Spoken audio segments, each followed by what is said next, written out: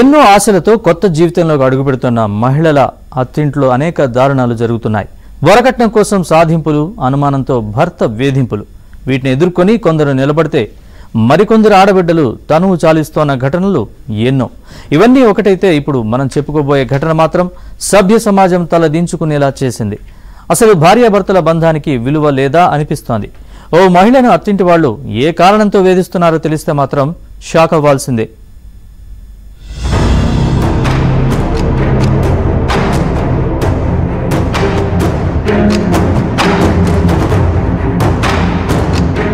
ఏలూరు జిల్లా జంగారెడ్డిగూడెంలో అమానుష ఘటన చోటు చేసుకుంది.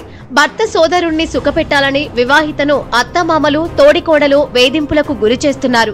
2 ఏళ్ల క్రితం రంజిత్ కుమార్తో మహిళకు వివాహం జరిగింది.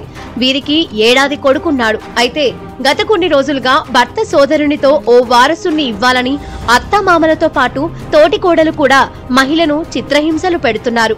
తల్లిదండ్రుల డిమాండ్కు భర్త కూడా మౌనంగా ఉండిపోవడంతో బాధితురాలు దిక్కుతోచని పరిస్థితిలో పడిపోయింది.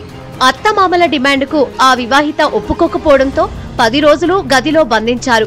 మహిళతో పాటు ఏడాది కొడుకును కూడా గదిలో బంధించారు. బంధించిన గదికి కరెంట్, బాత్రూమ్, త్రాగునీరు, తిండి లేకుండా అత్తింటి వారు అతి దారుణంగా ప్రవర్తించారు. పెళ్ళై 22 months అవుతుంది సార్. నాకు ఒక బాబు పుట్టాడు. 1 year అవుతుంది బాబు పుట్టి. ఆపరేషన్ చేయించుకోమని ఇబ్బంది పెడుతున్నారు సార్. మా అత్తగారు ఇంట్లో ఉండాలంటే చిన్న కొడుకుతో కలిసి పెద్ద కొడుకుతో కూడా కాపురం చేయాలి, కలిసి కొడుకుని కనాలి, ఆడికి వారసుని ఇవ్వాలి.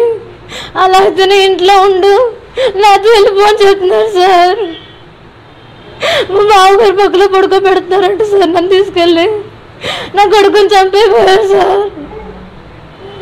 మా ఆయన గారు అయితే 10 రోజుల నుంచి లేరు ఇంట్లో. మీ ఆయన లేడు కదా,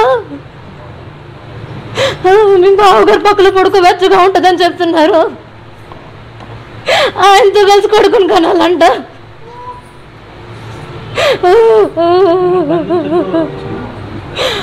10 రోజుల నుంచి నరకం చూస్తున్నాను సార్.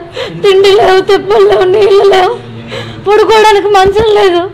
అన్ని తీసుకెళ్లి పెడుతుంటే వచ్చి పొలం తండుతున్నారు. కింద పడి మేరుకుని లంచకాలం తిడుతున్నారు.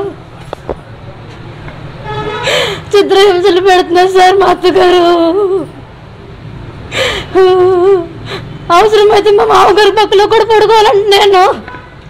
ఈ విషయంపై మానవ హక్కుల సంఘం నేతలకు సమాచారం అందడంతో వారు పోలీసుల సహాయంతో బాధితురాలు ఇంట్లోకి వచ్చారు. బాధితురాల్ని బంధించిన గదికి తాళాలు పగలగొట్టి ఆ వివాహితను బయటకు తీసుకొచ్చారు. రెడ్డిగూడెంలో ఉన్నానండి ప్రస్తుతానికి. మా బంధువుల అమ్మాయి పోలవరం నుంచి తీసుకొచ్చి పెళ్లి చేసుకున్నారండి. ఇక్కడికి ఒక 1 కోటి రూపాయలు కట్నం ఇచ్చారు, 200 గ్రాములు బంగారం ఇచ్చారు, 3 కేజీలు వెండి ఇచ్చి కాపురానికి పంపిస్తే ఆ పిల్ల పరిస్థితి చూస్తే వాళ్ళకి చాలా దయనీయంగా ఉందండి. అంటే పెళ్లి ఒకరితో చేసుకుంటే ఇద్దరితో కాపురం చేయాలని చెప్పే సంస్కృతి నాకు తెలిసి అమెరికాలో కూడా ఉండదు. ఇక్కడ మనం చూస్తున్నాము. ఈ అత్తగారు ఏంటో, ఈ ఇల్లు ఏంటో, వీళ్ళ పద్ధతులు ఏంటో మాకు అర్థం కావట్లేదు. పరిస్థితి ఏంటో తెలుసుకొని పిల్లకి న్యాయం చేయాలి, అత్తగారిని తగిన రీత్యా శిక్షించాలని కోరుకుంటున్నాం. పోలీసులు కేసు నమోదు చేసి దర్యాప్తు ప్రారంభించారు. బాధితురాలికి న్యాయం జరిగేలా చర్యలు తీసుకుంటామని అధికారులు తెలిపారు.